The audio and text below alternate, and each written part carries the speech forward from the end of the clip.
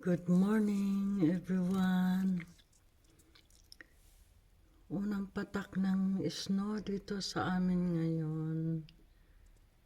Grabe. Lamig na talaga.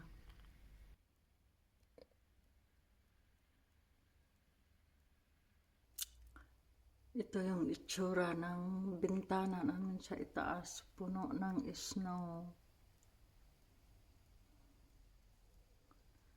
First time niyang nag-snow this year.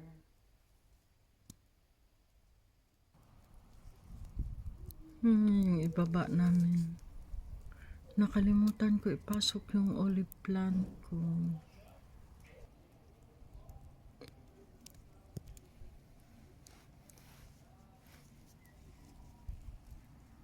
I hope hindi siya